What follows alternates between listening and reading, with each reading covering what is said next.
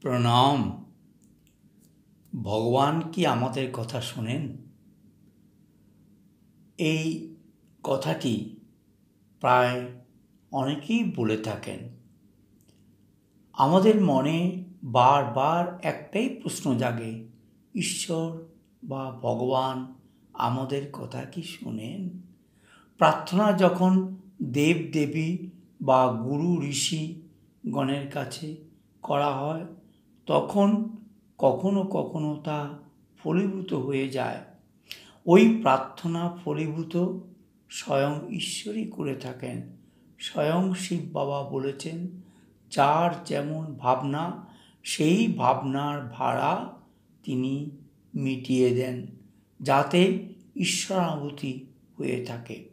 কিন্তু ভক্তিতে ঈশ্বরের সঠিক পরিচয় না জানায় দেব দেবী বা গুরু মহাপুরুষের মধ্যেই ঈশ্বরের ভাবনা অনুভূত করে প্রকৃত ঈশ্বরের প্রেম ও জ্ঞান গুণ শক্তি থেকে বঞ্চিত থেকে যান।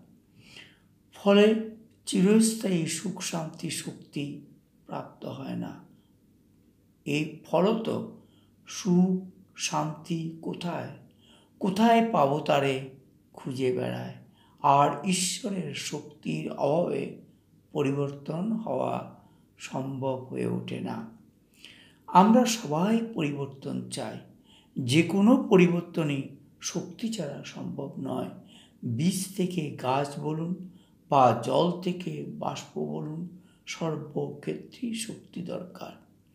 যেহেতু ঈশ্বরের শক্তি সম্বন্ধে সম্যক উপলব্ধি নেই, সেহেতু অশান্তি, ব্যাধি, বিকার আর পাপে এই জগৎ পূর্ণ হয়ে গেছে। রাবণ সর্বব্যাপী। ঈশ্বর যদি সর্বব্যাপী হতেন, তাহলে সমস্ত সংসার ঈশ্বরময় বা সুখ শান্তি প্রেমময় হয়ে যেত।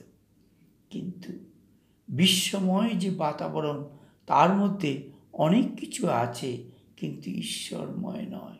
যদিও এই সৃষ্টি ঈশ্বরের, এই সৃষ্টির পরিচালক ঈশ্বর, এই সৃষ্টিরূপী নাটকের তিনি মুখ্য অভিনেতা, তাহলে কেন এত দুঃখ, এত ব্যর্থতা, এত পাপ, এত ব্যাধি ও এত ভঙ্গুর সব সম্পর্ক? কারণ স্বপরিচয় ও ঈশ্বরের পরিচয় সদার্থকভাবে আমাদের হৃদয়ঙ্গম করানো যায়নি। ফলে দেহ সর্বস্ব মানুষ সর্বমধ্যে ঈশ্বরকে কল্পনা করতে গিয়ে আমরা অনাথ ও সর্বহারা হয়ে গেছি। ঈশ্বরের সন্তান হয়েও নরকের প্রহরী হয়ে গেছি। কেন? কারণ নাস্তিকতা বা আস্তিকতা বড় কথা নয়। বড় কথা হলো আমাদের অরিজিনকে ভুলে গেছি। অর্থাৎ আমরা সবাই আত্মা, এক শক্তি, নিরাকার চৈতন্য শক্তি। আমাদের পিতা, যিনি পিতাও শিক্ষক ও গুরুও বটে, তাহলে একজনই তিনি পরম পিতা পরমাত্মা, নিরাকার চৈতন্য শক্তি, যার দিব্য নাম শিব। আত্মা পরমাত্মার মিলনী মহাকুম্ভ, যার দ্বারা সব পাপ, অনৈতিকতা ও অধর্মের বিনাশ হয়ে যায়, আর সত্য ধর্ম ও সত্য রাজ্য অর্থাৎ আদি সনাতন দেবী দেবতা ধর্মের ও স্বর্গের পুনঃস্থাপনা হয়ে যায়। সেই জন্য আত্মা যখন মন বুদ্ধির দ্বারা পরমাত্মার সাথে পরম ধামে মিলিত হয়ে যে সংকল্প করে থাকে, তা ফলীভূত হয়ে থাকে।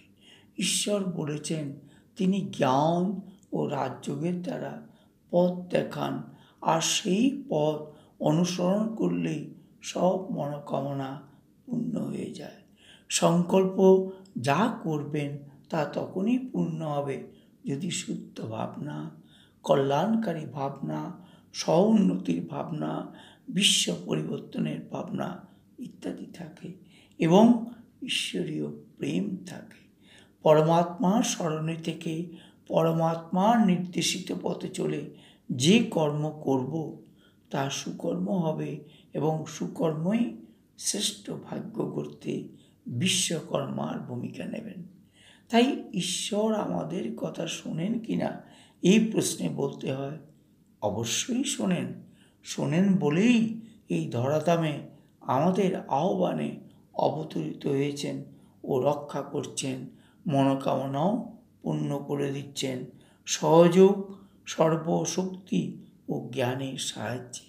শুধু মন বুদ্ধি ক্লিন ও ক্লিয়ার থাকা দরকার, আর নিশ্চয় দৃঢ় থাকা দরকার নিজের প্রতি ও ঈশ্বরের প্রতি। বিশ্বাস, নিশ্চয় ও প্রেমই পারে ঈশ্বরের হৃদয়কে জয় করতে, ঈশ্বরের হৃদয়ে স্থান নিতে। যার স্থান ঈশ্বরের হৃদয়ে তার কি কিছু চাইবার আছে? না চাইতেও যিনি সব দিয়ে পূর্ণ করে দেন, তার কাছে বলার কিছু নেই বা শোনানোর কিছু নেই। মনের বার্তা মনে মনে পৌঁছে যায় সংকল্পের দ্বারা, আর অবশ্যই তা পূর্ণ হয়ে যায়। আচ্ছা, আজ এতটুকুই। ধন্যবাদ।